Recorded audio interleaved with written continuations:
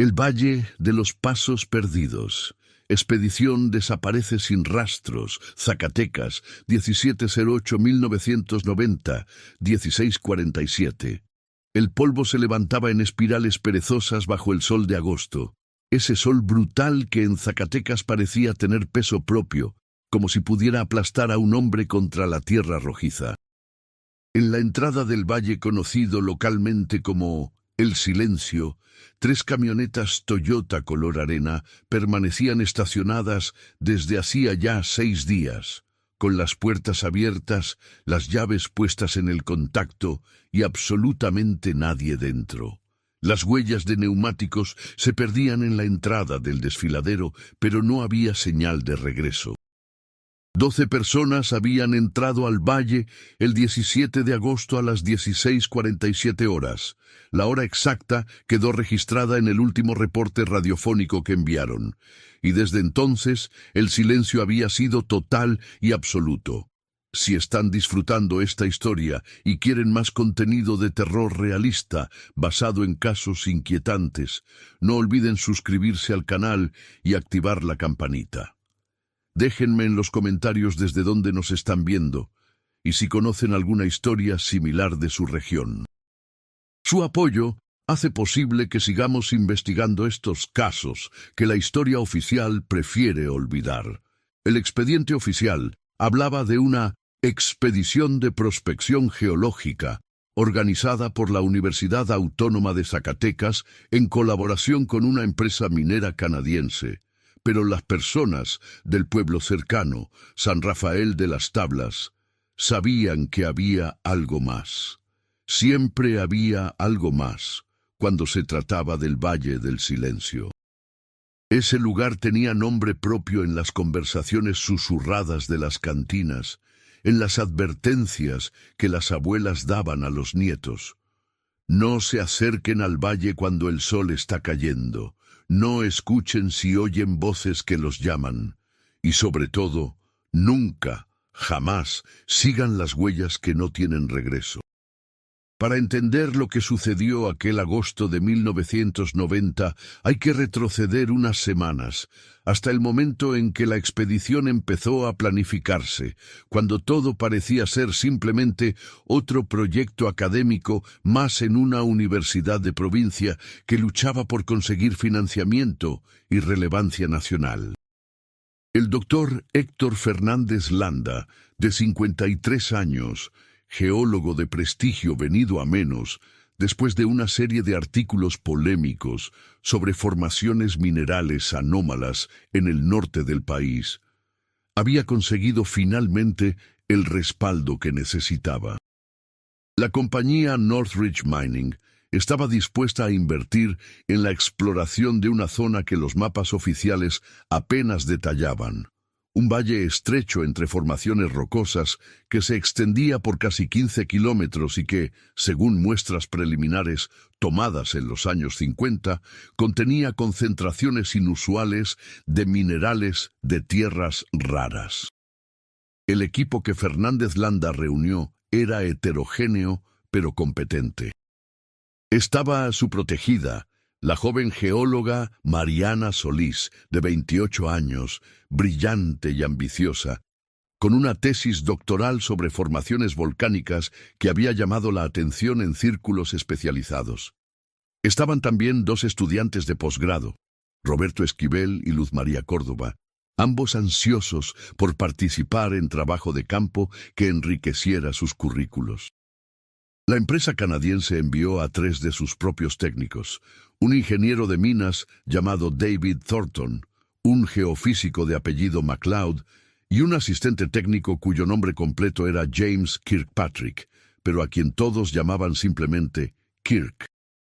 Completaban el grupo un chofer local contratado en Zacatecas, capital, un hombre taciturno de nombre Esteban Ríos, que conocía las brechas de la sierra como la palma de su mano, un fotógrafo documentalista llamado Octavio Mendoza, contratado para registrar el trabajo de campo, un técnico en radiocomunicaciones de apellido Fuentes, un cocinero de campamento llamado Don Clemente, y finalmente casi como una ocurrencia de último momento, una reportera de un periódico local, Patricia Uribe, de 32 años, quien había convencido a los organizadores de que la expedición merecía cobertura mediática. 12 personas, 12 vidas con sus propias historias, miedos, ambiciones y secretos. 12 seres humanos que entraron a un valle el 17 de agosto de 1990 a las 16:47 horas y que, según todos los registros oficiales, nunca salieron. La mañana del 12 de agosto, cuando el equipo se reunió por primera vez en el estacionamiento de la Facultad de Ingeniería de la UAS, el ambiente era de entusiasmo contenido. Hacía un calor infernal, de esos que hacen que el asfalto parezca líquido a la distancia.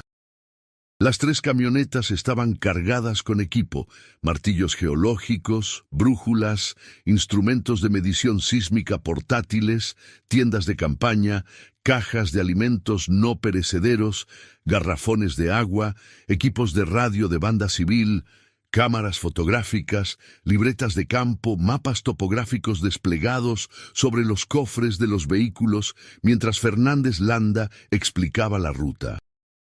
El acceso principal está a unos 120 kilómetros al noreste, explicaba con el dedo, siguiendo una línea en el mapa. Pasamos por San Rafael de las Tablas, que es el último pueblo antes de la zona de estudio. A partir de ahí son 40 kilómetros por brecha hasta la entrada del valle. Según los mapas del Servicio Geológico, hay una formación de estratos expuestos que data del Cretácico superior, con evidencia de actividad hidrotermal reciente, geológicamente hablando. Eso significa posibles depósitos de minerales valiosos. Vamos a estar ahí entre 5 y 7 días, dependiendo de lo que encontremos. Mariana Solís, con su cabello oscuro recogido en una cola de caballo y sus lentes de sol reflejando el cielo blanco de mediodía, estudiaba el mapa con el ceño fruncido. Doctor, este valle no aparece nombrado en ninguno de los estudios previos que revisé. Ni siquiera tiene designación oficial en los mapas del INEGI. Exactamente por eso vamos, respondió Fernández Landa con una sonrisa que pretendía ser tranquilizadora, pero que a Patricia Uribe, la periodista, le pareció contenida, casi nerviosa. Es territorio prácticamente inexplorado desde el punto de vista científico moderno. Los únicos registros que tenemos son de una expedición brevísima en 1954, que tomó algunas muestras de la entrada y nunca profundizó. Ahí es donde está la oportunidad. David Thornton, el ingeniero canadiense, un hombre corpulento de unos 40 años con quemaduras de sol perpetuas en la cara y los brazos, intervino con su español cuidadoso pero funcional. La compañía está muy interesada en esta zona. Las muestras preliminares que obtuvimos hace 2 meses muestran concentraciones de elementos de tierras raras por encima del promedio regional. Si confirmamos esos datos con un estudio más extenso, estaríamos hablando de una inversión seria.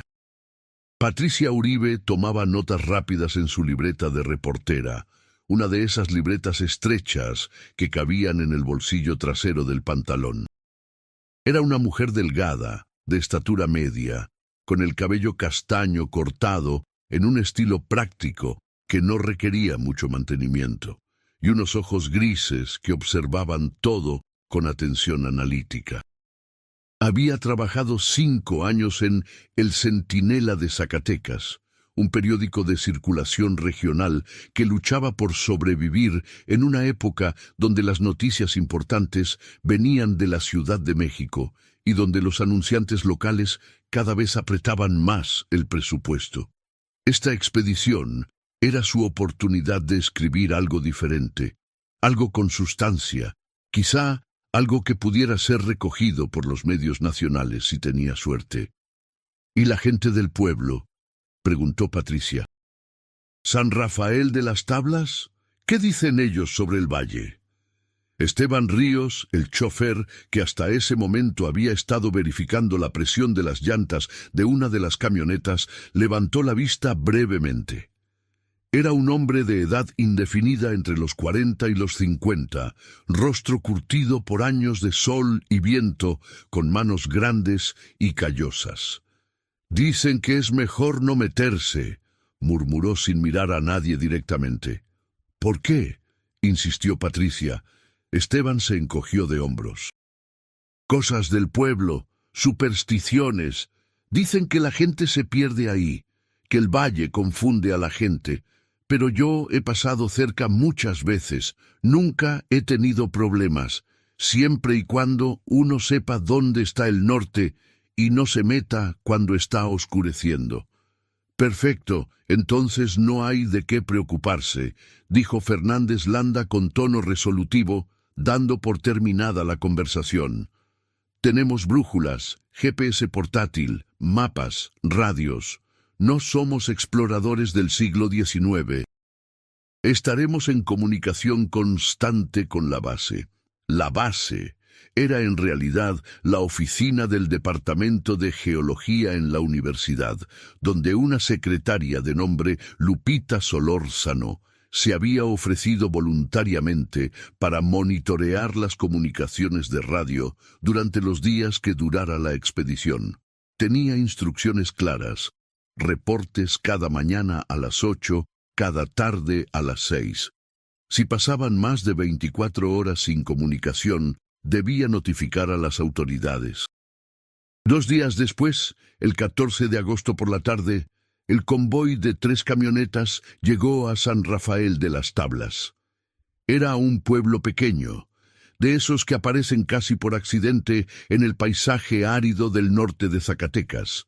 Un puñado de casas de adobe y ladrillo dispersas alrededor de una plaza central con su iglesia obligatoria, su kiosco de herrería oxidada y su tienda de abarrotes que también funcionaba como cantina informal.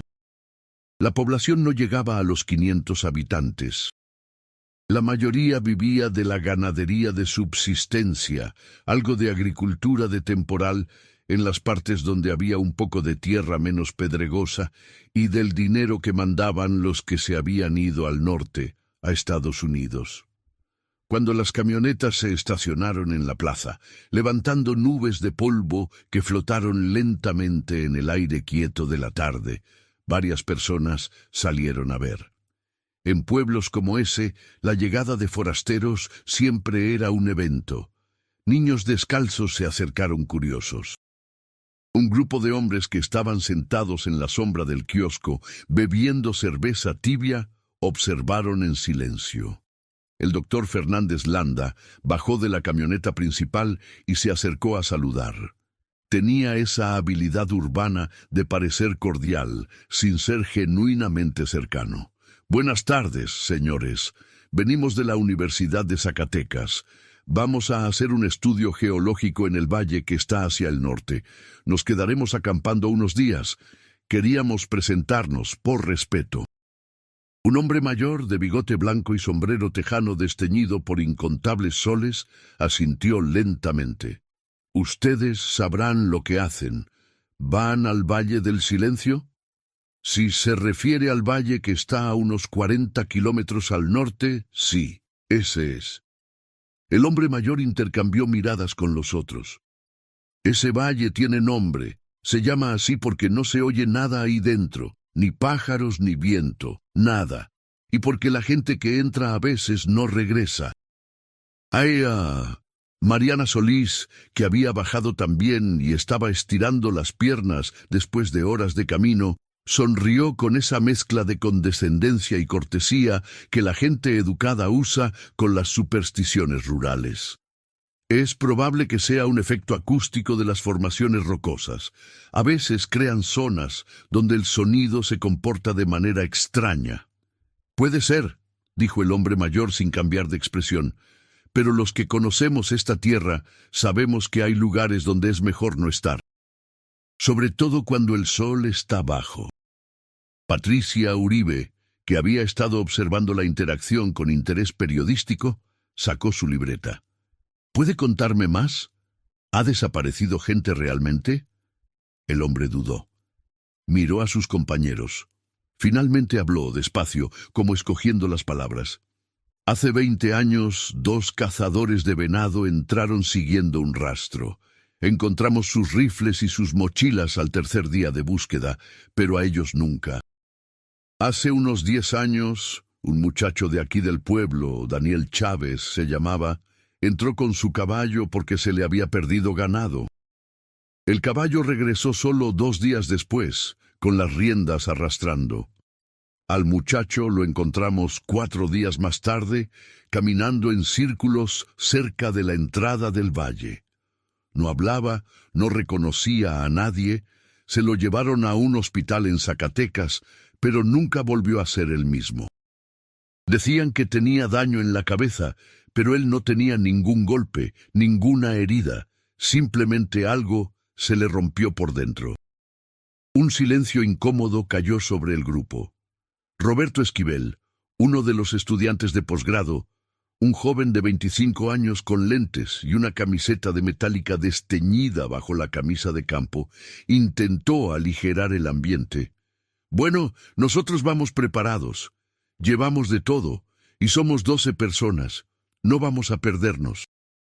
12, repitió el hombre mayor, como si el número tuviera algún significado particular. Ojalá regresen los 12. Esa noche acamparon en las afueras del pueblo, con permiso del delegado municipal. Montaron un campamento provisional con algunas de las tiendas, más que nada para probar el equipo antes de entrar al valle. Don Clemente, el cocinero, preparó una cena sencilla de frijoles, arroz y tortillas de harina compradas en el pueblo. El grupo comió sentado alrededor de una fogata, mientras el cielo se llenaba de estrellas con esa intensidad que solo se ve lejos de las ciudades. Las conversaciones fueron animadas al principio. David Thornton contaba historias de otras expediciones en Canadá, en Australia, en Perú. Octavio Mendoza, el fotógrafo, un hombre delgado de 38 años, con barba de candado y una manera suave de hablar, mostraba algunas de las fotografías que había tomado durante el viaje. Paisajes áridos, formaciones rocosas que parecían esculpidas deliberadamente, el pueblo con su luz de atardecer.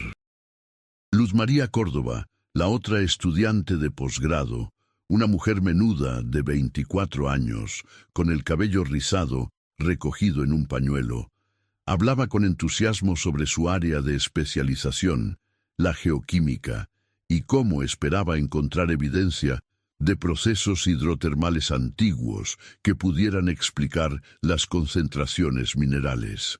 Pero conforme avanzaba la noche y el fuego se consumía en brasas, las conversaciones se fueron apagando también.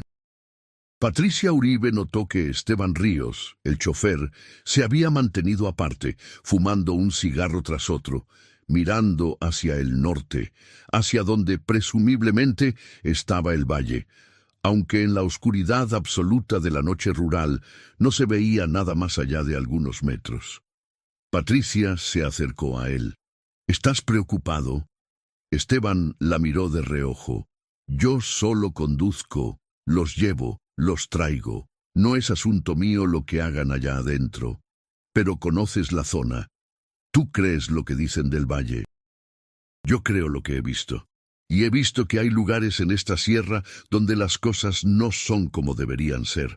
Zonas donde la brújula se vuelve loca, donde los animales no entran, donde hace más frío del que debería hacer. Este valle es uno de esos lugares. Es sobrenatural. No sé.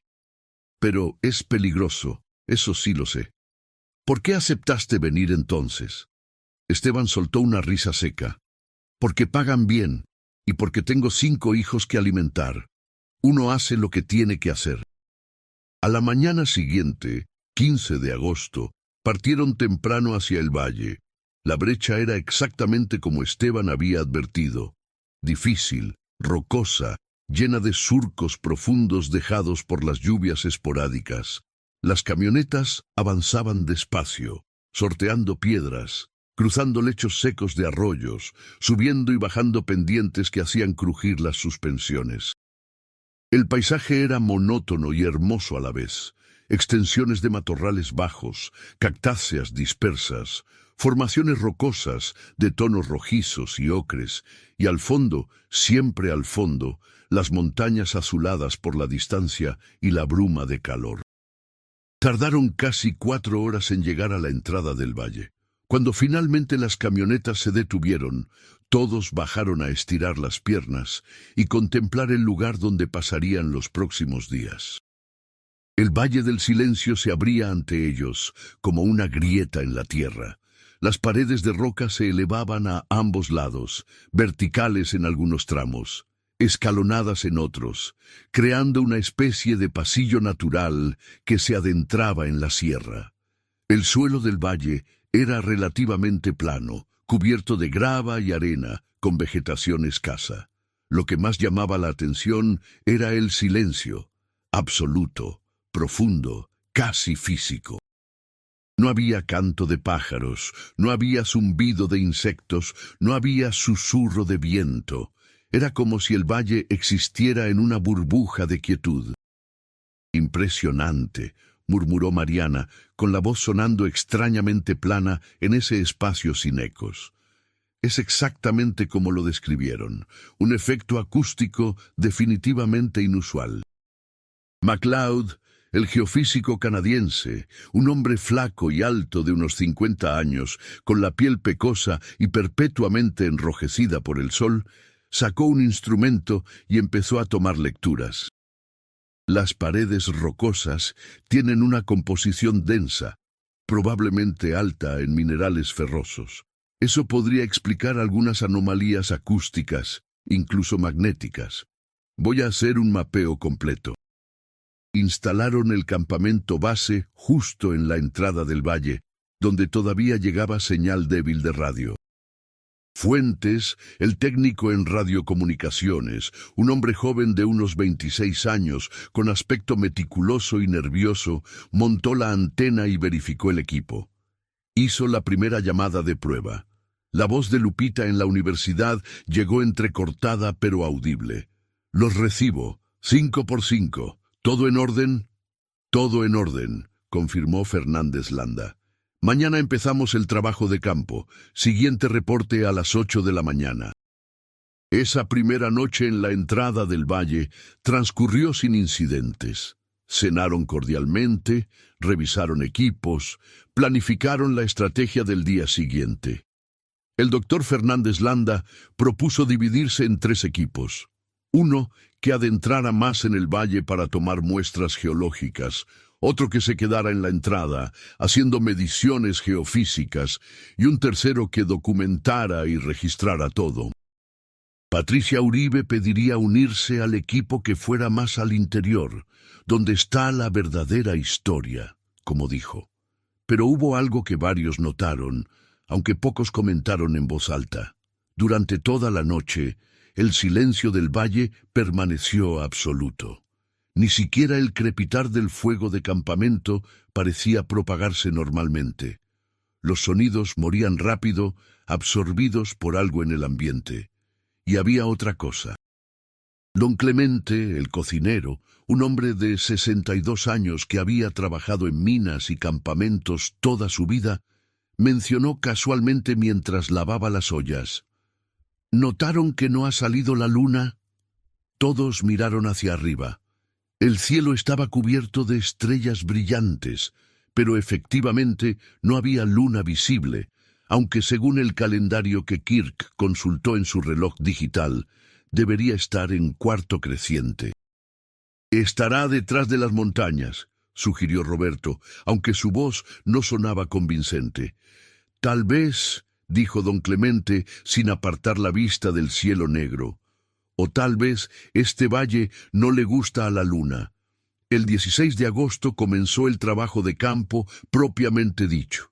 Los 3 equipos se distribuyeron según lo planeado. Fernández Landa, Mariana Solís, Patricia Uribe y el fotógrafo Octavio Mendoza formaron el grupo que adentraría en el valle, acompañados por Esteban Ríos como guía. MacLeod, Kirk y Luz María Córdoba se quedaron en la entrada haciendo mediciones geofísicas y geoquímicas. Roberto Esquivel, David Thornton, Don Clemente y Fuentes mantuvieron el campamento base y se dedicaron a tareas de logística y comunicaciones. El grupo de exploración interna caminó durante 3 horas hacia el interior del valle. La sensación de silencio era cada vez más opresiva. Mariana intentó silbar en un momento dado, solo para romper la quietud, pero el sonido salió apagado, como si alguien hubiera puesto una mano sobre su boca. Las paredes del valle se estrechaban y ensanchaban en patrones irregulares, creando cámaras naturales y pasillos. En las paredes rocosas había estratos claramente visibles, bandas de diferentes colores y texturas que contaban la historia geológica de millones de años. Fernández Landa estaba eufórico. «Miren esto», repetía, golpeando las rocas con su martillo geológico, tomando muestras, dictándole notas a Patricia para que las registrara. Esta formación es del Cretácico tardío, absolutamente clara. Y aquí, ¿ven esta intrusión? Es una veta de cuarzo con mineralización evidente. Thornton va a perder la cabeza cuando vea estas muestras. Octavio Mendoza fotografiaba todo metódicamente. Las formaciones rocosas, los estratos, los instrumentos en uso, los rostros concentrados de los geólogos en su trabajo. Patricia tomaba notas, hacía preguntas, trataba de entender el lenguaje técnico que Fernández Landa y Mariana intercambiaban. Esteban Ríos, mientras tanto, permanecía alerta, observando el terreno, marcando mentalmente el camino de regreso. Había algo en ese lugar que lo inquietaba profundamente, aunque no sabría decir exactamente qué. Era como una presión en los oídos, como la sensación que se tiene antes de una tormenta eléctrica, aunque el cielo estaba despejado y el calor era abrasador. Fue Mariana quien encontró la primera anomalía real. Estaban en una cámara más amplia del valle, donde el suelo formaba una especie de anfiteatro natural, cuando ella se detuvo abruptamente y señaló hacia abajo. «Doctor, mire esto». En el suelo, parcialmente cubiertas por una capa delgada de arena y grava, había huellas. Huellas de botas humanas. Docenas de ellas, quizás cientos, yendo en diferentes direcciones, entrecruzándose, formando patrones circulares en algunos lugares, como si la gente hubiera estado caminando en círculos. Fernández Landa se arrodilló para examinarlas de cerca. «Son viejas. Miren cómo los bordes están erosionados. Tienen que tener años, tal vez décadas». «¿De quién son?», preguntó Patricia, sintiendo un escalofrío a pesar del calor.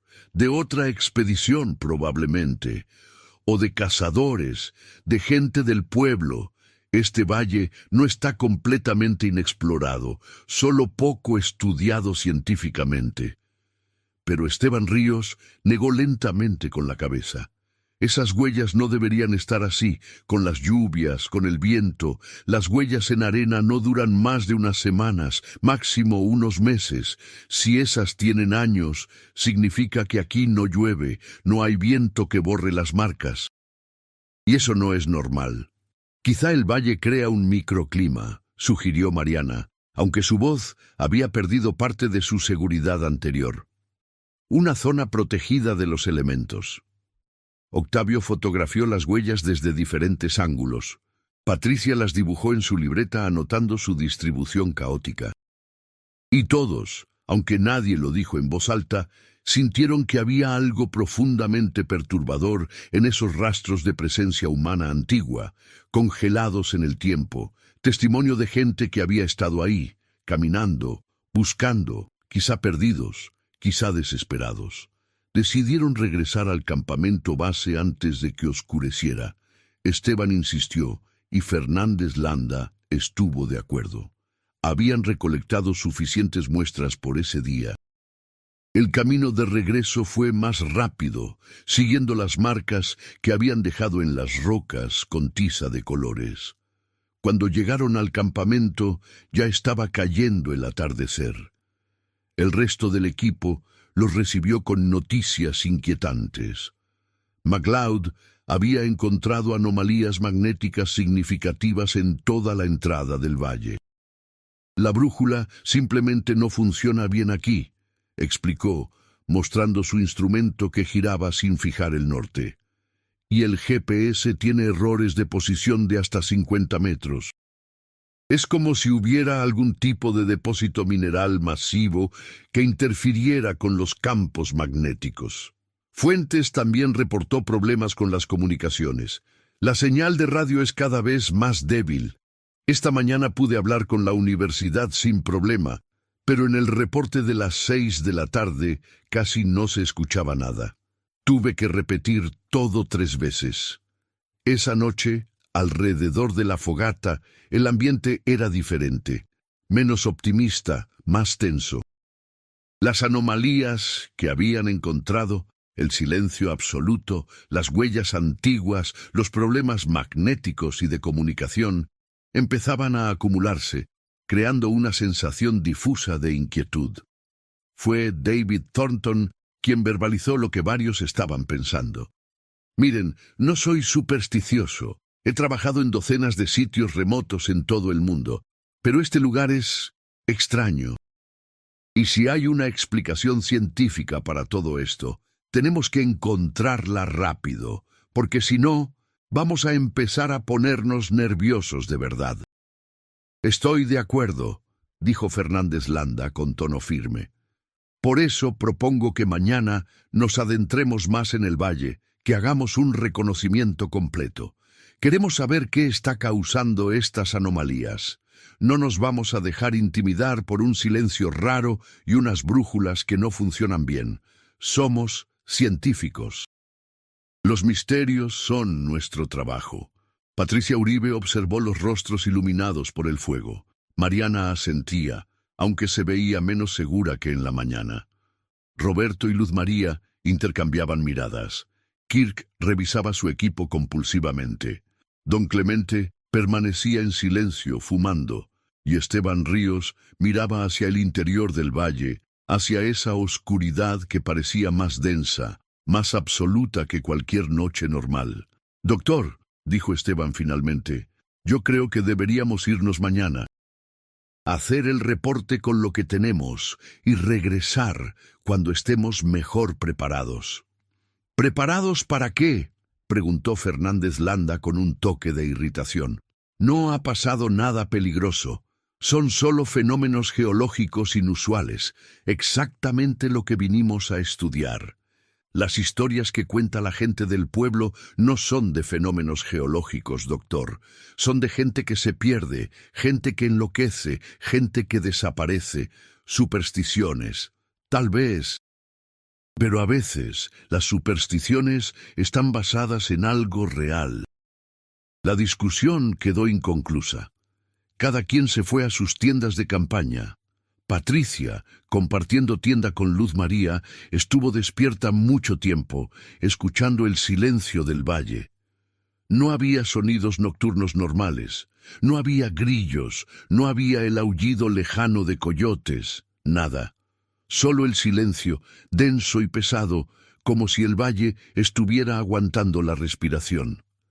El 17 de agosto amaneció claro y caluroso. Hicieron el reporte de las 8 de la mañana con dificultad. La comunicación con la universidad era casi ininteligible. Lupita les confirmó que los escuchaba, apenas, y les pidió que consideraran regresar si los problemas de comunicación empeoraban. Fernández Landa aseguró que todo estaba bajo control. Desayunaron en silencio, cada quien absorto en sus pensamientos. Fernández Landa anunció el plan del día: penetrar más profundo en el valle, hasta donde se pudiera llegar en una jornada para hacer un reconocimiento completo de las formaciones geológicas y tratar de encontrar la fuente de las anomalías magnéticas. Esta vez irían todos juntos, excepto Fuentes, que se quedaría en el campamento manteniendo el equipo de comunicaciones, y don Clemente, que prepararía provisiones para el día. 11 personas adentrándose en el valle. Salieron a las 10 de la mañana. Cargaban mochilas con agua, alimentos ligeros, equipo de recolección, cámaras, libretas. Fuentes los despidió con un saludo nervioso. «Regresen antes del atardecer, por favor. No me gusta estar solo aquí cuando oscurece». El grupo caminó en formación dispersa, los más experimentados adelante. Esteban Ríos iba marcando el camino con las mismas tizas de colores en las rocas. Avanzaron por el mismo trayecto del día anterior, pasaron por el anfiteatro natural donde habían encontrado las huellas antiguas, y siguieron más allá, adentrándose en territorio que ninguno de ellos había explorado. El valle se estrechaba progresivamente. En algunos tramos, las paredes rocosas casi se tocaban arriba, creando túneles naturales donde la luz del sol apenas penetraba. En otros, se abría en cámaras amplias con formaciones que parecían esculpidas deliberadamente. Mariana y Fernández Landa estaban fascinados, tomando muestras continuamente, haciendo anotaciones, discutiendo teorías sobre la formación de esas estructuras. Fue alrededor del mediodía cuando encontraron el campamento abandonado. Estaba en una de las cámaras más amplias del valle, parcialmente escondido detrás de una formación rocosa. Al principio no lo vieron. Fue Kirk quien notó algo que brillaba con el sol y se acercó a investigar. Lo que encontró los dejó a todos helados. Había 4 tiendas de campaña viejas, de un modelo que no se fabricaba desde los años 60.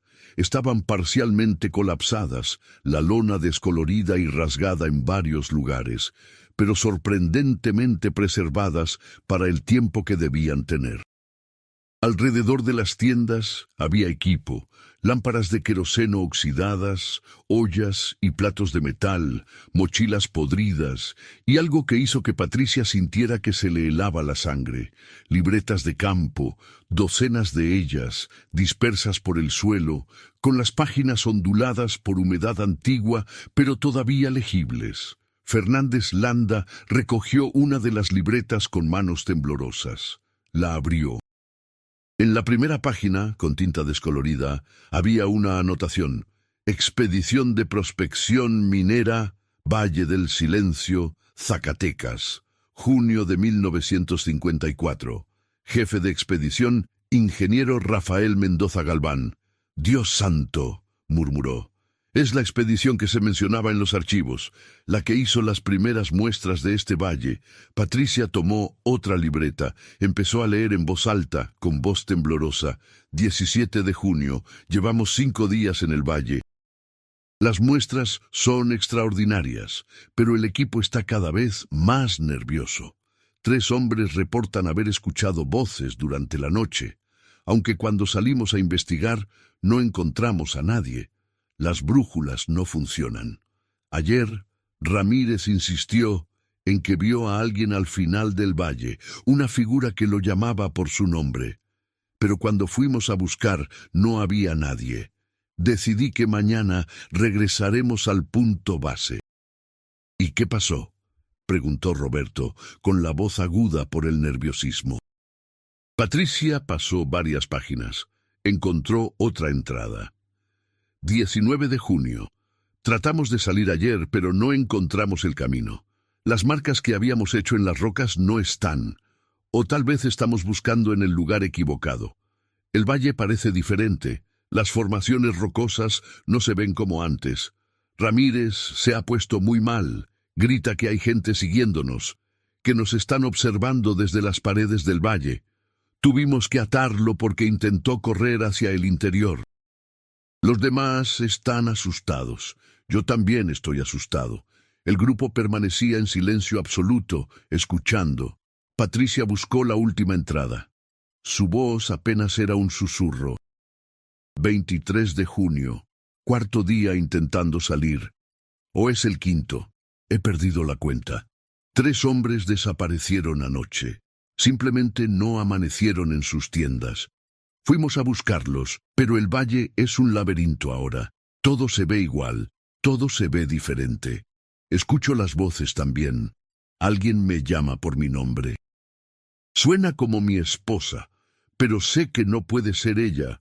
Los que quedamos hemos decidido quedarnos juntos, no separarnos por nada, pero tengo miedo de que ya sea tarde. Este valle no nos va a dejar salir. No había más entradas. David Thornton, con el rostro pálido a pesar de su bronceado permanente, dijo con voz controlada: «Tenemos que salir de aquí, ahora mismo». Seguimos las marcas de regreso y salimos.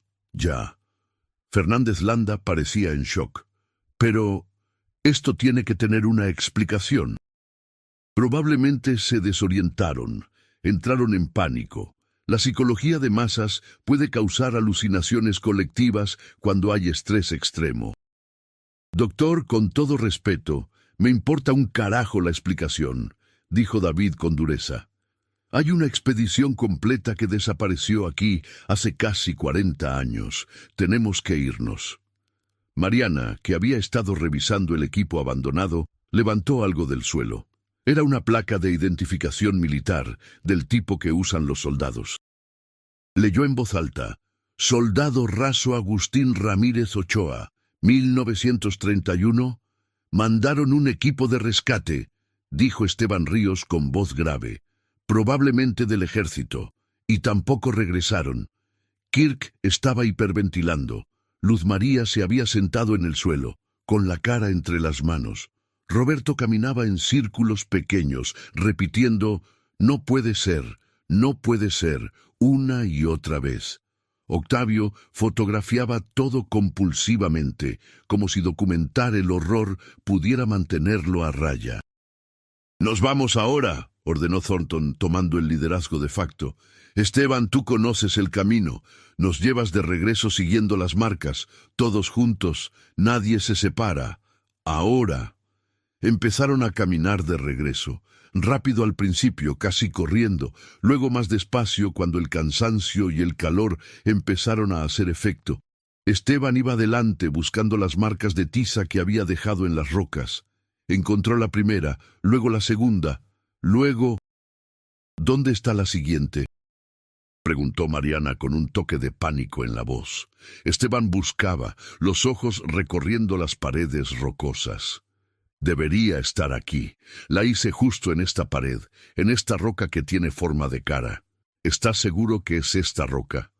Sí, no, creo que sí. Todas estas rocas se parecen. Fernández Landa sacó su brújula. La aguja giraba sin sentido. Sacó el GPS. La pantalla mostraba una posición que fluctuaba aleatoriamente. Los instrumentos no sirven aquí. Entonces vamos hacia donde vino el sol, sugirió Kirk.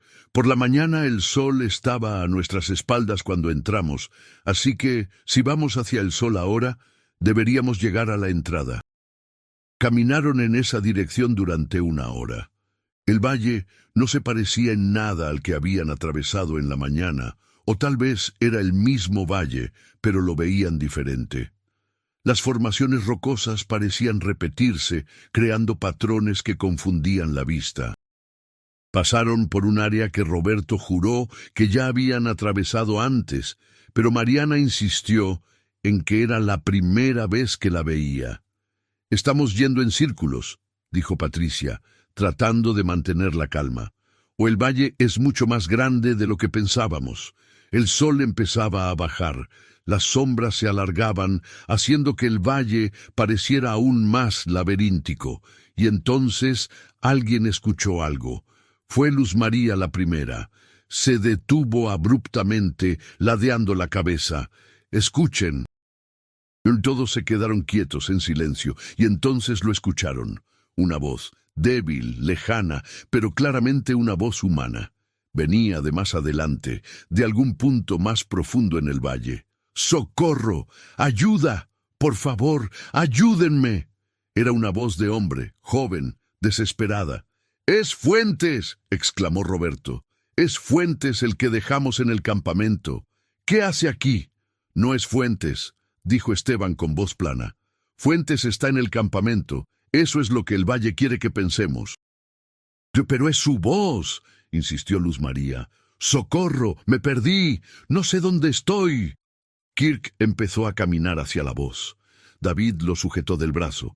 No, no vayas. Pero es uno de nosotros. No lo es. Piénsalo. Fuentes está en el campamento. No hay manera de que esté aquí. Es una trampa. La voz seguía llamando cada vez más angustiada, más desesperada, y luego, de repente, se detuvo. El silencio regresó, absoluto, opresivo. Mariana tenía lágrimas corriendo por las mejillas. ¿Qué es este lugar? ¿Qué nos está pasando? No lo sé, admitió Fernández Landa, y por primera vez desde que habían comenzado la expedición, su voz temblaba. No lo sé. Siguieron caminando, ahora sin dirección clara, solo tratando de encontrar una salida, cualquier salida. El sol tocó el horizonte y empezó a bajar rápidamente, como sucede en latitudes bajas.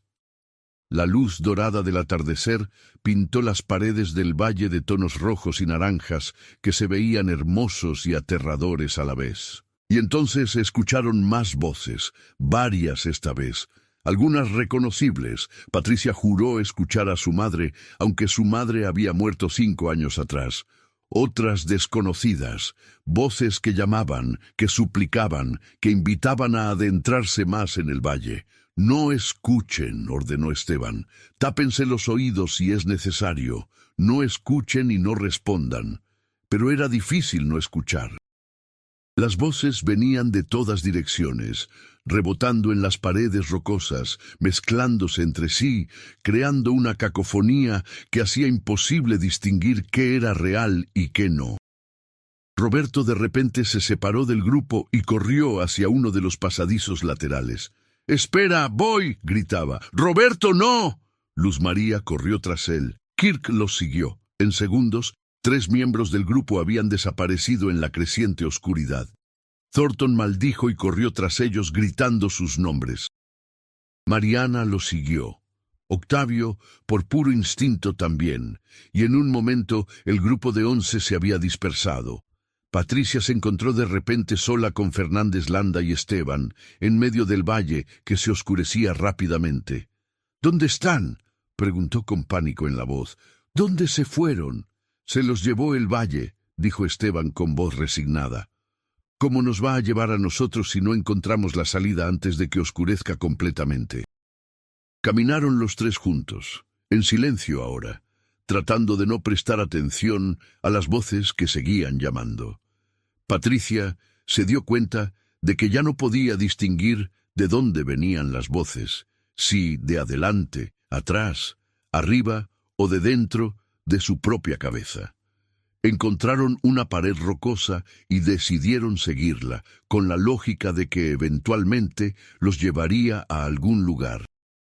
El sol finalmente se ocultó por completo. La oscuridad cayó como un telón, absoluta e impenetrable.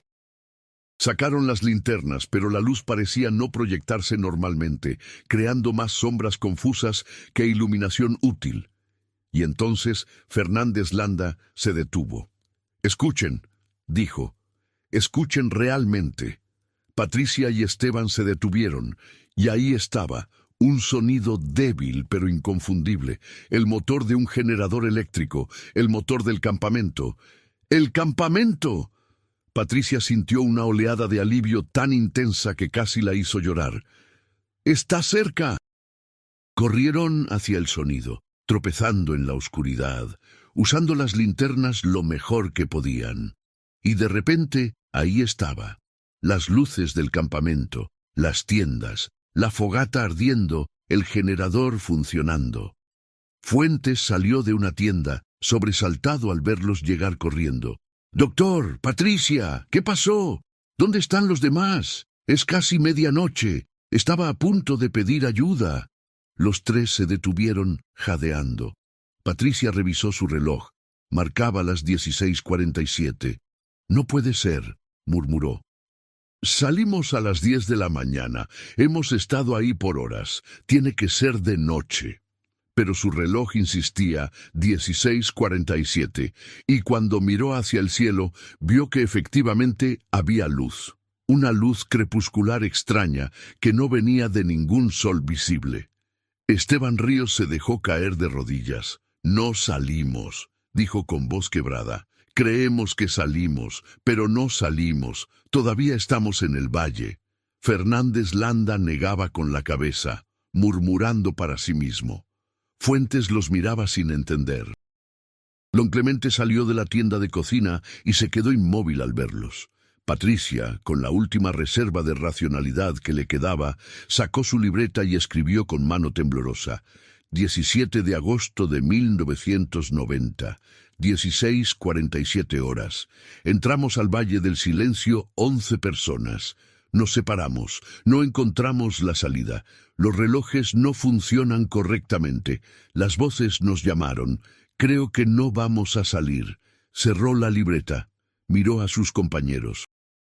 Y entonces, desde algún punto profundo del valle, todas las voces que habían escuchado empezaron a llamar al mismo tiempo, en un coro imposible de gritos, súplicas, risas y llanto que hizo eco en las paredes rocosas y se convirtió en un rugido que lo llenaba todo. El último pensamiento coherente de Patricia, antes de que su mente empezara a fragmentarse, fue: «Ahora somos parte de las historias que cuenta la gente del pueblo. Ahora somos nosotros los que nunca regresaron». Muy en San Rafael de las Tablas, 20 kilómetros al sur, el hombre del bigote blanco y el sombrero tejano, sentado en su silla en el portal de su casa, miró hacia el norte, hacia donde estaba el Valle del Silencio, y negó lentamente con la cabeza. «Otro grupo más», murmuró para sí mismo. «Nunca aprenden, nunca escuchan». Se levantó, entró a su casa y cerró la puerta. Afuera, la noche caía sobre Zacatecas, ordinaria e indiferente, mientras en algún lugar al norte, en un valle sin nombre en los mapas oficiales, 12 personas experimentaban lo que significa estar verdaderamente perdidos, no en el espacio, sino en algo mucho más terrible, perdidos en un lugar donde el tiempo, la realidad y la cordura no seguían las reglas normales del mundo. 3 días después, el 20 de agosto de 1990, cuando Lupita Solórzano en la universidad notificó a las autoridades de la falta de comunicación, se organizó un equipo de búsqueda. Encontraron las 3 camionetas Toyota color arena exactamente donde las habían estacionado, con las puertas abiertas y las llaves en el contacto. Encontraron huellas que se adentraban en el valle, pero ninguna que saliera. Organizaron búsquedas durante 2 semanas, con perros rastreadores, con helicóptero, con un equipo de más de 50 personas peinando cada rincón accesible del valle.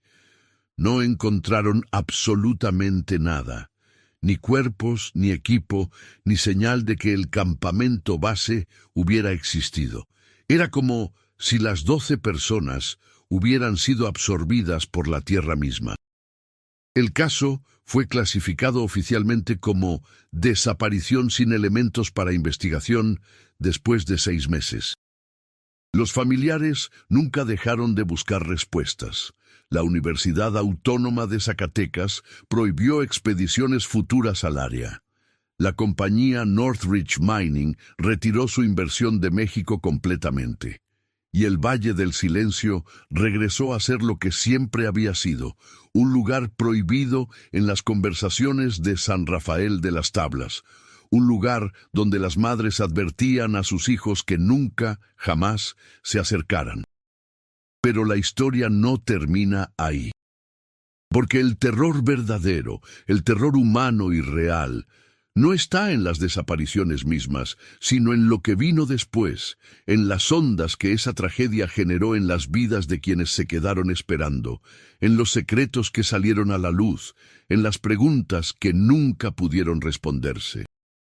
Carmen Solís de Fernández, esposa del doctor Héctor Fernández Landa durante 26 años, recibió la noticia de la desaparición de su marido en su casa de la colonia Lomas del Campestre en Zacatecas capital, un martes por la tarde.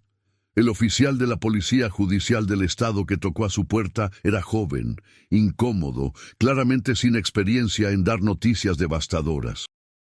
Carmen lo había invitado a pasar.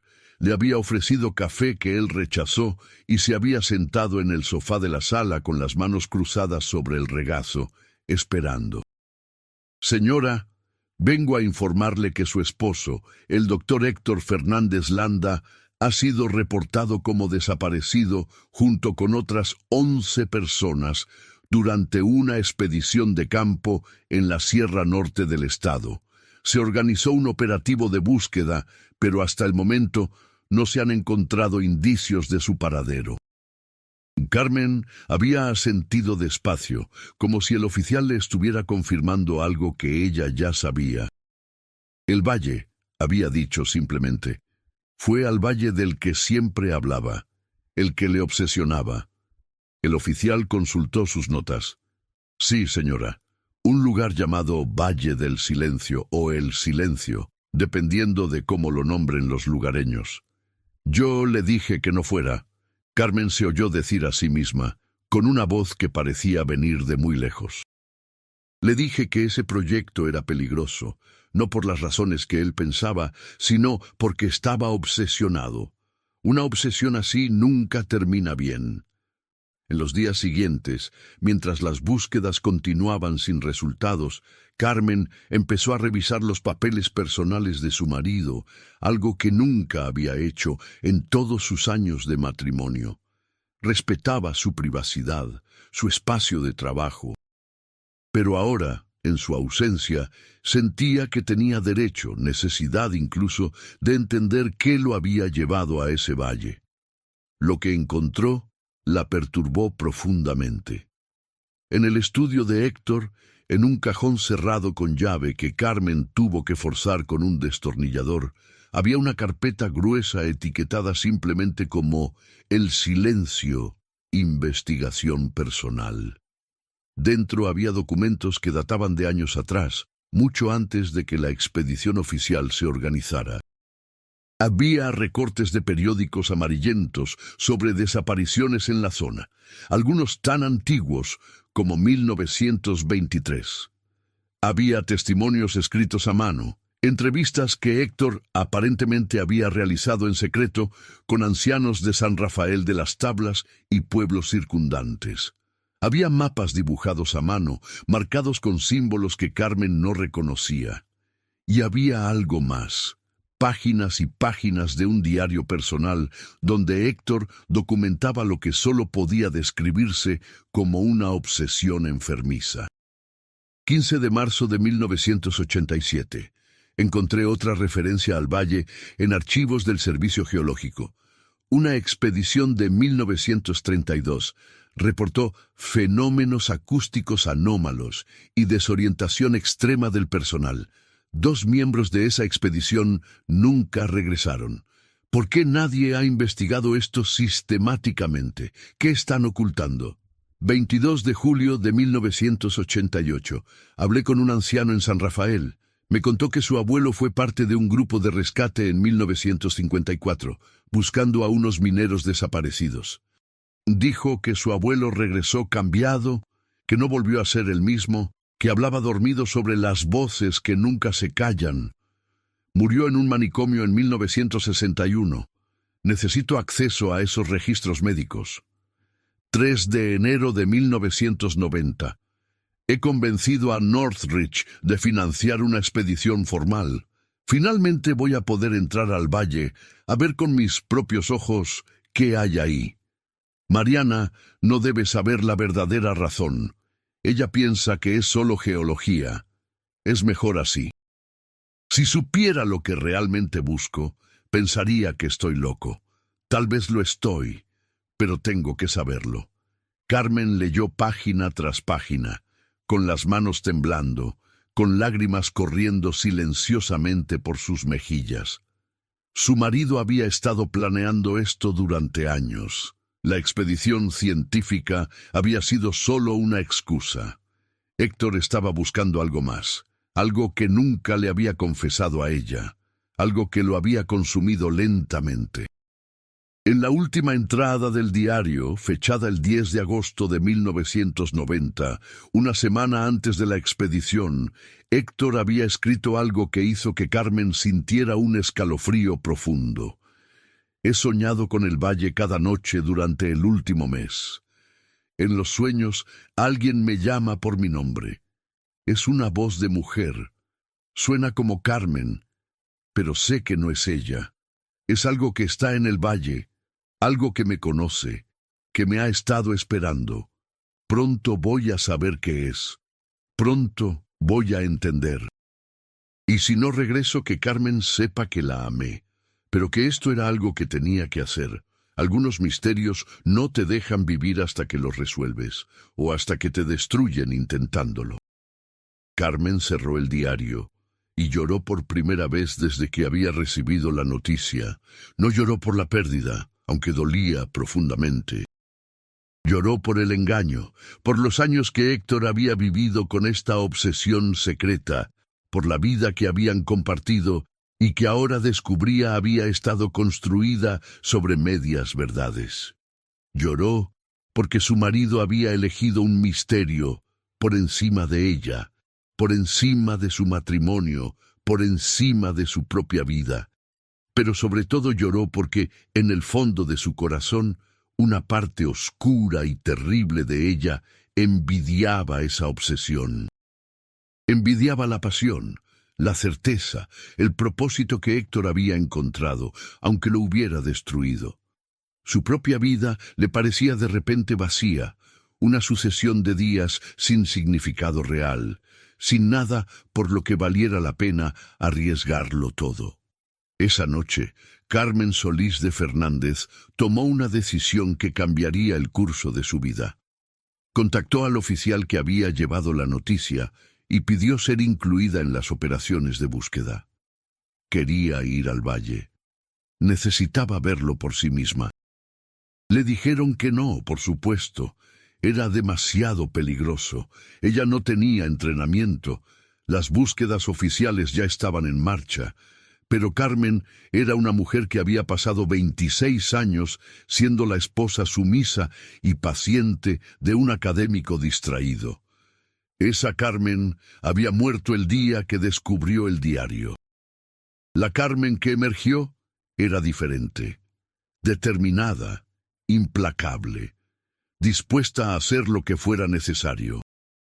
Contrató a un guía privado, un expiloto de búsqueda y rescate llamado Rodrigo Almazán, que aceptó llevarla por una suma considerable de dinero. Le mintió sobre sus intenciones, diciendo que solo quería ver el lugar donde su marido había desaparecido, que necesitaba ese cierre emocional. Rodrigo, un hombre de 50 y tantos años curtido por décadas de trabajo en terrenos difíciles, accedió con reservas.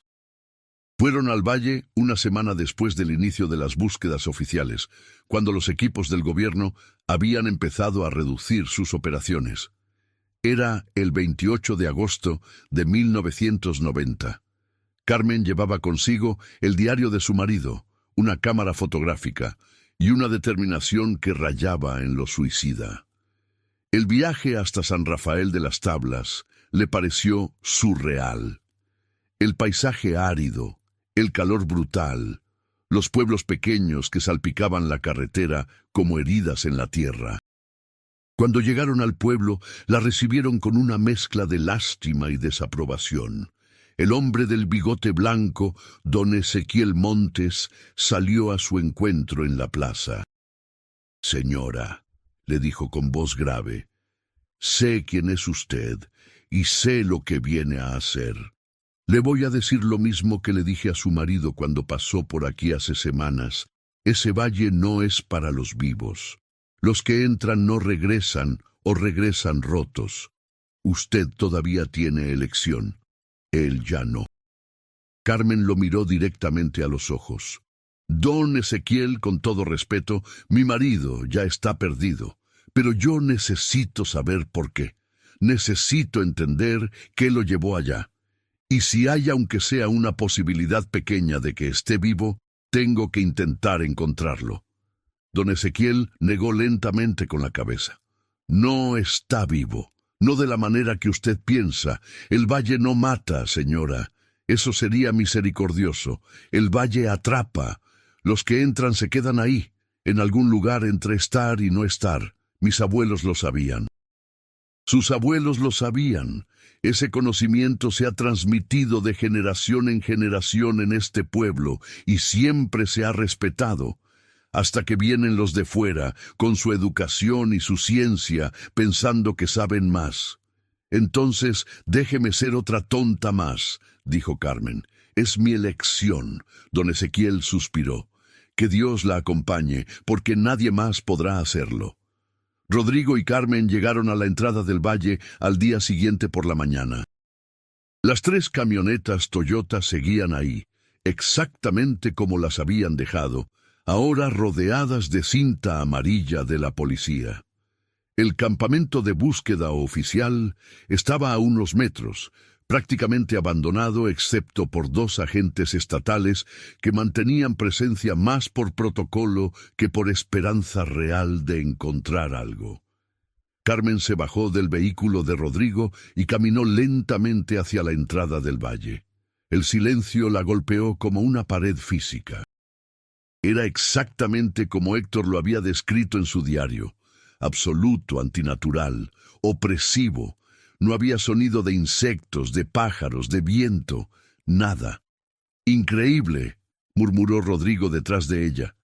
He estado en docenas de lugares remotos y nunca he escuchado...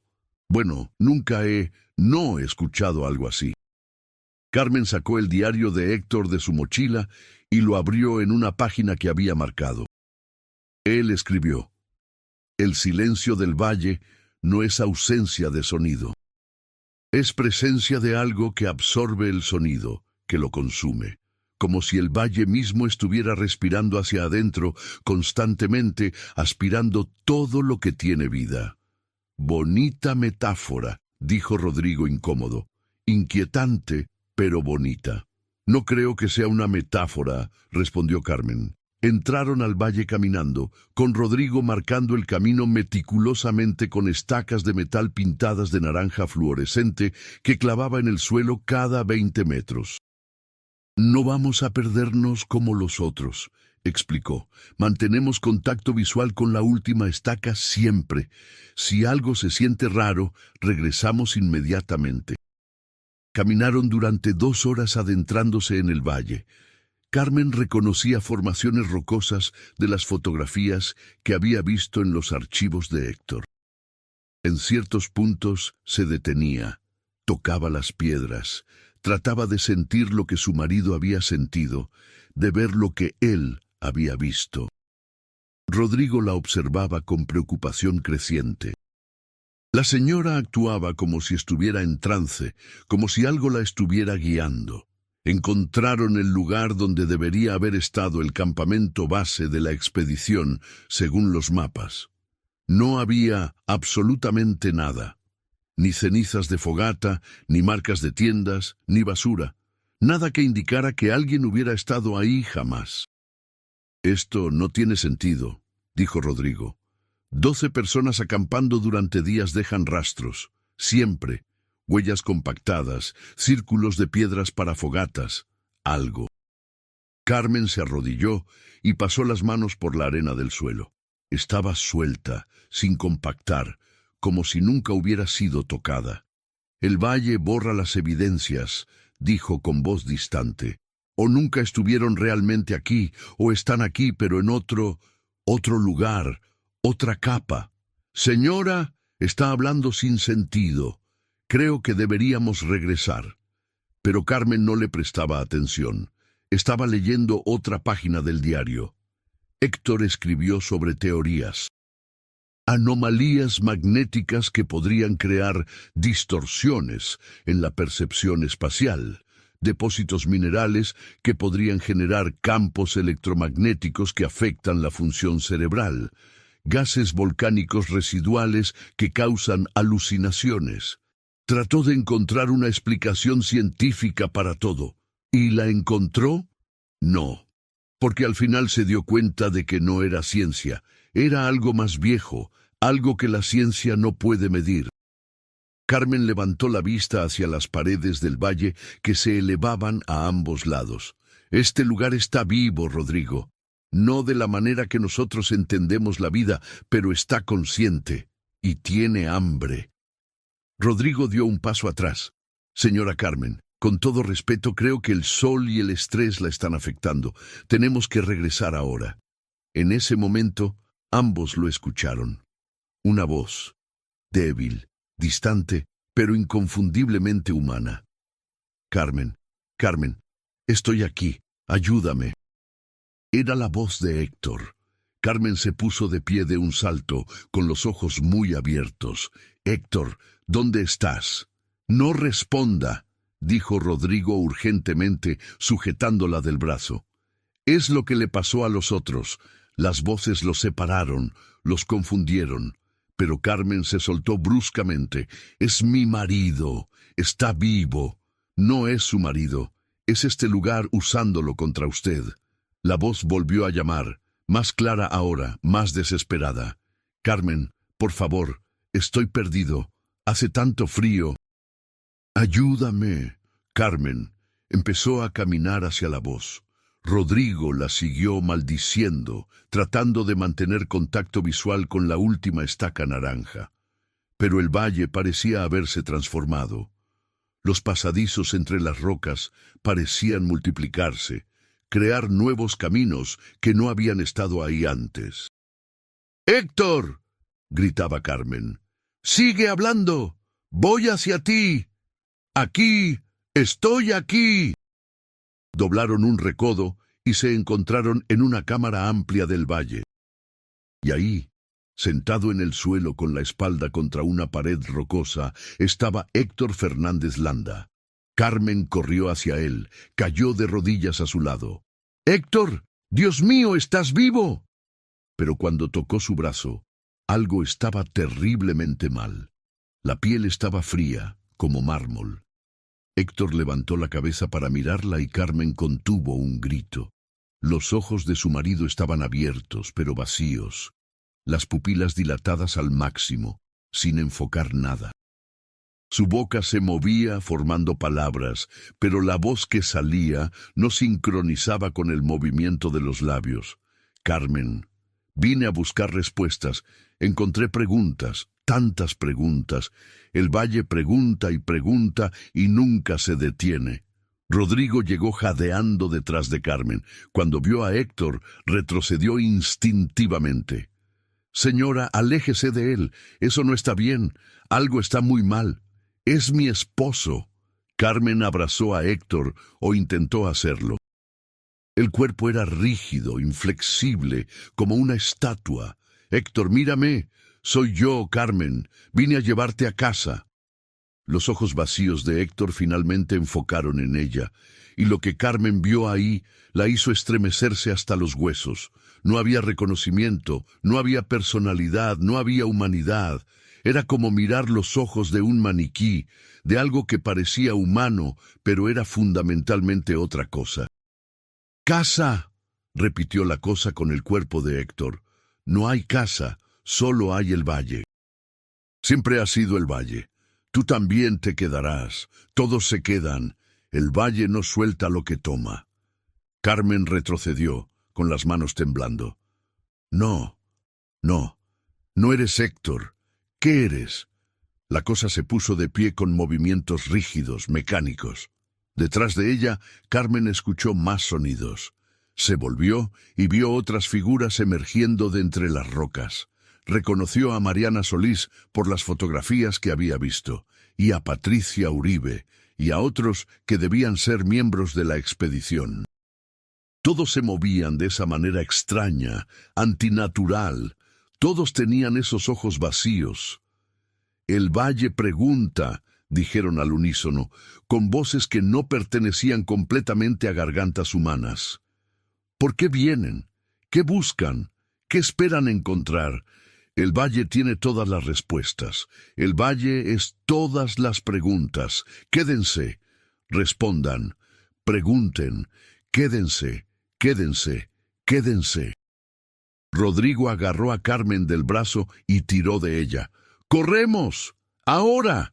Corrieron, tropezando, cayendo, levantándose, corriendo. Detrás de ellos, las figuras los seguían con esa marcha rígida y constante. No corrían, simplemente caminaban, pero de alguna manera siempre estaban cerca, siempre visibles al mirar atrás. Rodrigo buscaba desesperadamente sus estacas naranjas. No las encontraba. El valle había cambiado, o siempre había sido diferente, o sus mentes ya no podían procesar la geografía real del lugar. Corrieron por lo que parecieron horas, aunque los relojes marcaban solo minutos. El sol permanecía en la misma posición en el cielo, como congelado. Finalmente, cuando Carmen sentía que sus pulmones iban a explotar, cuando ya no podía dar un paso más, emergieron del valle. Literalmente emergieron como si cruzaran una membrana invisible, y de repente estaban afuera, en el mundo normal, donde había sonidos, pájaros, viento, el motor distante de un vehículo, y donde el tiempo se movía correctamente. Los dos agentes estatales corrieron hacia ellos. ¡Señora! ¡Señor! Los estábamos buscando. Llevan desaparecidos 3 días. Carmen y Rodrigo se miraron con horror. ¿3 días? Susurró Carmen. Estuvimos ahí 3 horas, 4 a lo mucho.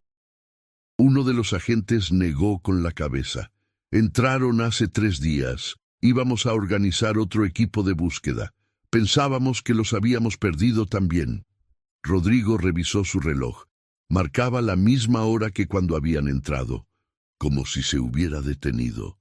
Carmen hurgó en su mochila buscando el diario de Héctor. No estaba. En su lugar había una página suelta, con caligrafía que reconoció inmediatamente como la de su marido, pero el texto era reciente, escrito con la tinta fresca. Carmen, no debiste venir. Ahora el valle te conoce. Ahora tiene tu voz, tu imagen, tu esencia. La usará para llamar a otros, como usó la mía para llamarte a ti. Este es el verdadero horror del valle. No solo nos atrapa, nos convierte en cebo. Somos las voces que llaman, las apariciones que atraen. No hay escape. Solo hay la espera eterna, mientras el valle usa nuestras formas para atraer a más. Lo siento, te amé, pero ahora solo soy un eco de lo que fui, y ese eco te perseguirá para siempre. Carmen leyó la nota 1, 2, 3 veces. Luego la dejó caer al suelo y empezó a reír. Era una risa aguda, histérica, que se convirtió en sollozos descontrolados. Los agentes trataron de calmarla, de llevarla al vehículo, pero ella se resistía, señalando al valle, gritando cosas que no tenían sentido para ellos. La internaron en el Hospital General de Zacatecas esa misma noche, en el ala psiquiátrica. El diagnóstico oficial fue episodio psicótico agudo, provocado por trauma y estrés extremo. Le dieron sedantes, terapia, medicamentos que la mantenían en un estado de nebulosa permanente, pero había noches, especialmente cuando la luna estaba en cuarto creciente, en que Carmen despertaba de golpe, completamente lúcida, y escuchaba la voz de Héctor llamándola. No era una alucinación. Era real, tan real como su propia respiración. La voz venía de algún lugar al norte, donde estaba el valle, y le decía cosas terribles sobre lo que había visto, sobre lo que era ahora, sobre lo que esperaba ahí en el silencio eterno. Rodrigo Almazán nunca volvió a trabajar como guía. Desarrolló agorafobia severa y se encerró en su departamento en la capital. En las pocas entrevistas que dio, todas anónimas, todas rechazadas por los medios serios como fantasías de un hombre traumatizado, Insistía en que el Valle del Silencio no era un lugar en el sentido convencional. Era una grieta en la realidad, un punto donde las leyes naturales no aplicaban, donde algo antiguo y hambriento esperaba pacientemente que los humanos se aventuraran lo suficientemente cerca. Las familias de los desaparecidos formaron un grupo de apoyo. Se reunían una vez al mes en Zacatecas capital, en un salón prestado por la parroquia de Guadalupe. Hablaban de sus pérdidas, compartían memorias, se consolaban mutuamente, pero había una tensión subyacente que ninguno verbalizaba. Todos, en algún momento u otro, habían escuchado las voces de sus seres queridos perdidos, llamándolos, pidiéndoles que vinieran al valle. Elena Uribe, madre de Patricia Uribe, la periodista desaparecida, fue quien finalmente puso en palabras lo que todos sentían. Era octubre de 1991, más de un año después de la desaparición, y el grupo se había reducido a 7 miembros regulares. Los demás habían abandonado, incapaces de seguir participando en el duelo colectivo. «Tengo que confesarles algo», dijo Elena con voz temblorosa durante una de las reuniones. «Hace 2 semanas fui al valle. No pude evitarlo. Escuchaba a Patricia todas las noches, llamándome, diciéndome que estaba esperándome. Contraté un guía, igual que la señora Carmen. Fuimos hasta la entrada. Los demás la miraban sin decir nada. Algunos asentían lentamente, como si entendieran perfectamente. No entramos», continuó Elena. «Me detuve justo en la entrada y vi algo. Una figura muy adentro, casi invisible por la distancia. Pero sé que era Patricia. Tenía su forma de pararse, su cabello. Me hacía señas para que entrara». «¿Qué hizo?», preguntó Sofía Esquivel, hermana de Roberto, el estudiante desaparecido. «Le grité, le dije que la amaba, que la extrañaba, y ella, lo que sea que fuera, gritó de regreso. Pero no fueron palabras de amor o de esperanza, fue una advertencia. Dijo: «No vengas, mamá, no soy yo, ya no soy yo. El valle nos usa, nos convirtió en anzuelos. Corre, olvídame, por favor, olvídame». Elena se quebró, llorando. Sofía la abrazó. Otras personas en el grupo también lloraban porque sabían que era verdad, porque habían experimentado cosas similares, porque el horror de no saber si sus seres queridos estaban vivos, muertos o en algún estado intermedio imposible era más de lo que la mente humana podía soportar. El grupo se disolvió después de esa reunión. Algunos miembros se mudaron de Zacatecas, tratando de poner distancia física entre ellos y el valle. Otros se sumergieron en el trabajo, en el alcohol, en la religión, cualquier cosa que los ayudara a no pensar. Uno, el padre de David Thornton, que había volado desde Canadá repetidas veces para supervisar las búsquedas, se suicidó en 1993, dejando una nota que decía simplemente: «No puedo seguir escuchando su voz llamándome». Pero el caso que verdaderamente perturbó a las autoridades, el que hizo que el gobierno del Estado clasificara toda la información sobre el Valle del Silencio y prohibiera formalmente el acceso al área, fue el de Luz María Córdoba. En marzo de 1992, 18 meses después de la desaparición, Luz María apareció caminando por la carretera federal entre Zacatecas y Fresnillo. Un camionero la recogió y la llevó al hospital más cercano. Estaba deshidratada, desnutrida, con quemaduras solares severas, pero viva. La noticia explotó en los medios. La única sobreviviente de la tragedia del Valle del Silencio había regresado. Los reporteros se agolparon en el hospital. Los familiares de los otros desaparecidos exigieron hablar con ella, preguntarle por sus seres queridos. Las autoridades establecieron un cordón policial alrededor de su habitación. Cuando Luz María recuperó suficiente fuerza para hablar, lo que dijo no tenía sentido. Afirmaba que solo habían pasado 2 días desde que entró al valle. No tenía memoria de 18 meses. Según su versión, el grupo se había separado cuando empezaron a escuchar voces. Ella había corrido tratando de encontrar la salida y de repente estaba en la carretera. Los médicos la examinaron exhaustivamente. Su estado físico era consistente con 2 o 3 días de exposición a los elementos, no con 18 meses. No tenía pérdida significativa de masa muscular. Sus uñas y cabello no habían crecido más allá de lo que crecerían en unos pocos días. Sus funciones corporales eran normales. Era como si realmente hubiera estado perdida solo un par de días, pero en una línea temporal diferente.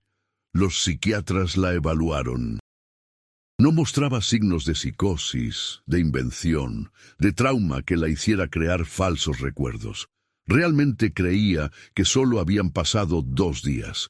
Las pruebas de detector de mentiras, aunque no admisibles legalmente, indicaban que decía la verdad tal como ella la percibía.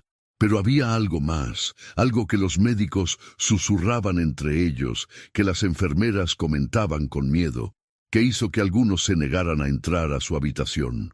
Luz María no proyectaba sombra. No era obvio a primera vista, no con la iluminación artificial del hospital, pero cuando la movieron a una habitación con ventana, cuando la luz del sol entraba directamente, era innegable. Otros objetos, otras personas, la cama, todo proyectaba sombras normales, pero Luz María no. Era como si la luz pasara a través de ella o alrededor de ella, sin ser bloqueada. Un físico de la universidad fue llamado discretamente para observar el fenómeno. No pudo explicarlo. Tomó fotografías que posteriormente fueron confiscadas y clasificadas. Realizó mediciones con instrumentos especializados. Los resultados no tenían sentido según las leyes conocidas de la física. Luz María fue dada de alta después de 2 semanas contra la recomendación de varios médicos que querían estudiarla más. Regresó a casa de sus padres en Guadalajara. Los medios la acosaron durante meses. Dio algunas entrevistas, siempre diciendo lo mismo. Recordaba entrar al valle, recordaba el miedo, recordaba correr y luego estaba en la carretera. Nada más. Pero en privado, con su familia, admitía cosas más inquietantes. Escuchaba susurros constantemente, voces que reconocía como las de los miembros de la expedición. Le decían que regresara, que no había escapado realmente, que seguía en el valle y solo estaba soñando con el mundo exterior. Le decían que era una copia, un eco, que la verdadera Luz María seguía atrapada en el silencio. Empezó a dudar de su propia realidad. ¿Cómo podía estar segura de que realmente había escapado? ¿Y si todo esto, el hospital, su familia, su casa, era solo una elaborada ilusión que el valle estaba creando? ¿Y si estaba todavía allá, perdida, alucinando una realidad completa mientras su cuerpo permanecía en algún lugar entre las rocas rojas? La ausencia de sombra la atormentaba.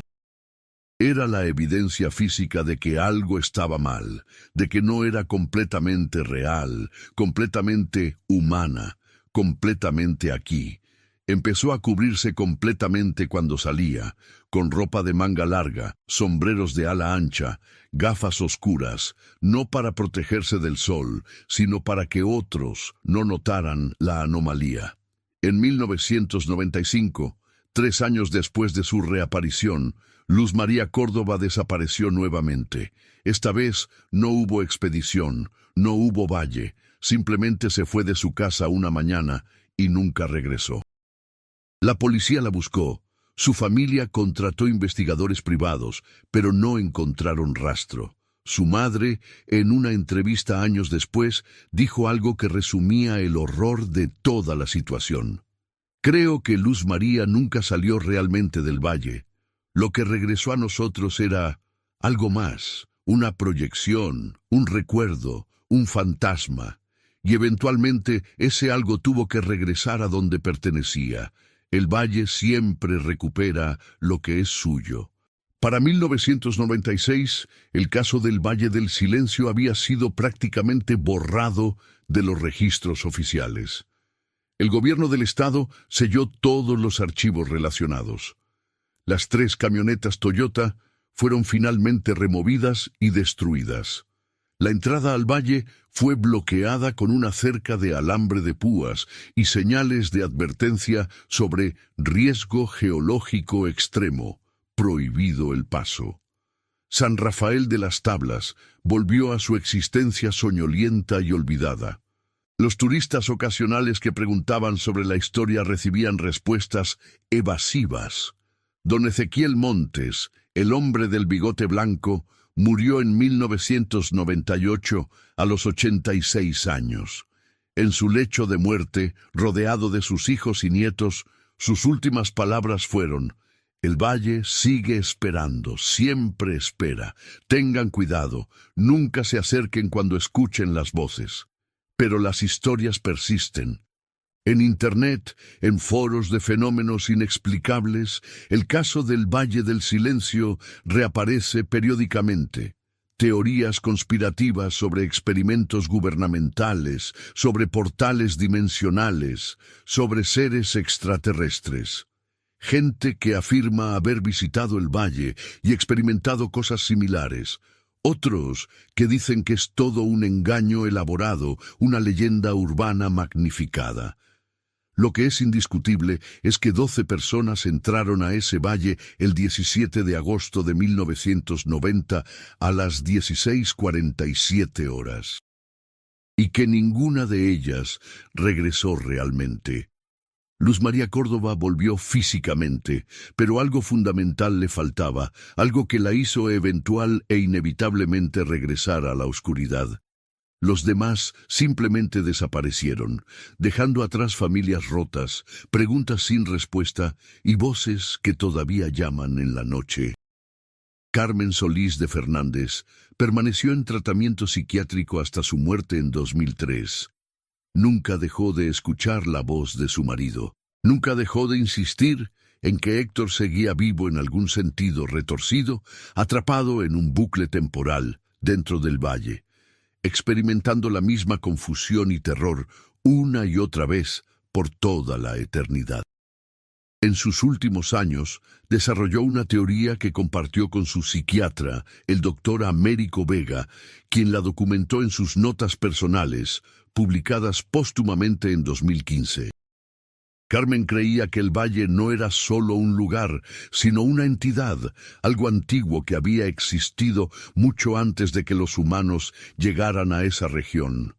Quizá algo dejado atrás por una civilización desaparecida, o quizá algo natural pero tan alejado de nuestra comprensión que parecía sobrenatural. «El valle tiene hambre», le dijo Carmen al doctor Vega en una de sus últimas sesiones. «Pero no de carne o de sangre. Tiene hambre de tiempo, de experiencia, de conciencia. Se alimenta de momentos, de memorias, de la percepción misma. Los que entramos le damos de comer. Y a cambio nos mantiene en un estado de existencia perpetua dentro de él, experimentando las mismas horas, los mismos miedos, una y otra vez. Es un depredador perfecto, porque su alimento es renovable, puede mantenernos atrapados para siempre y nunca agotarnos». ¿Eran las palabras de una mujer rota por el trauma? ¿O eran una verdad terrible, expresada por alguien que había mirado demasiado profundo en el abismo? El doctor Vega nunca estuvo seguro. Hoy, en 2025, 35 años después de la tragedia, el Valle del Silencio sigue siendo un lugar prohibido oficialmente. Pero las prohibiciones nunca han detenido a los curiosos, a los buscadores de emociones, a los que creen que están por encima de las advertencias. Cada pocos años, alguien más desaparece en esa región, un excursionista solitario, un grupo de jóvenes buscando aventura, investigadores paranormales con cámaras y equipos de grabación. La mayoría son encontrados eventualmente, confundidos y traumatizados, con historias de voces y visiones que los perseguirán por el resto de sus vidas. Algunos nunca regresan. Los registros oficiales los clasifican como accidentes, personas perdidas en terreno difícil. Pero la gente local sabe la verdad. El valle sigue cobrando su tributo, sigue esperando, paciente e implacable, por los siguientes que se atrevan a entrar. En las noches, especialmente cuando el viento sopla del norte, algunos residentes de San Rafael de las Tablas juran que pueden escuchar voces muy débiles, casi imperceptibles, transportadas por la brisa, voces que llaman nombres, que piden ayuda, que ruegan ser encontradas. Y cada generación advierte a la siguiente: no escuchen, no respondan, y sobre todo, nunca vayan a buscar el origen de esas voces, porque el Valle del Silencio no suelta lo que toma. Las 3 camionetas Toyota color arena se han convertido en una leyenda. Aunque fueron destruidas oficialmente, hay quienes juran haberlas visto todavía, estacionadas en la entrada del valle, con las puertas abiertas y las llaves en el contacto, esperando a pasajeros que nunca saldrán. Y en algún lugar entre las paredes rocosas rojizas, en un lugar que existe fuera del tiempo normal, 12 personas continúan experimentando el 17 de agosto de 1990. Las 16:47 horas, una y otra vez. Tal vez sean conscientes de la repetición, atrapados en un infierno de conciencia eterna. O tal vez cada ciclo es nuevo para ellos, experimentando el mismo terror y confusión como si fuera la primera vez. Esta es la historia del Valle de los Pasos Perdidos.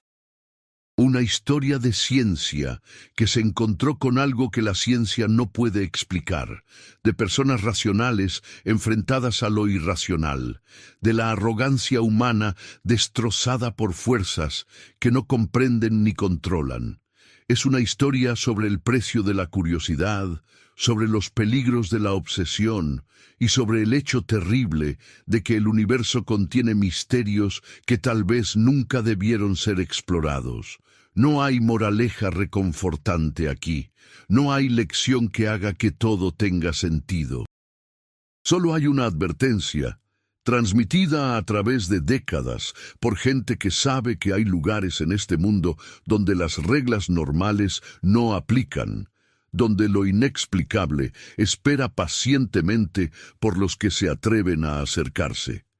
El Valle del Silencio sigue ahí, sigue esperando. Y probablemente seguirá esperando mucho después de que todos nosotros hayamos desaparecido. Un recordatorio permanente de que por mucho que creamos saber sobre el mundo, hay abismos de misterio que nunca podremos cruzar de forma segura. Si alguna vez se encuentran cerca de ese lugar, si alguna vez escuchan las voces llamando, recuerden esta historia.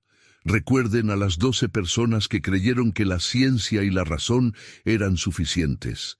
Recuerden a Carmen, que fue por amor y encontró horror. Recuerden a Luz María, que regresó pero nunca verdaderamente escapó. Y sobre todo recuerden que algunos silencios no están vacíos. Algunos silencios están llenos de cosas que es mejor no conocer. El Valle del Silencio, Zacatecas, 17 de agosto de 1990, 16:47 horas. 12 personas entraron, ninguna salió, y las voces todavía llaman.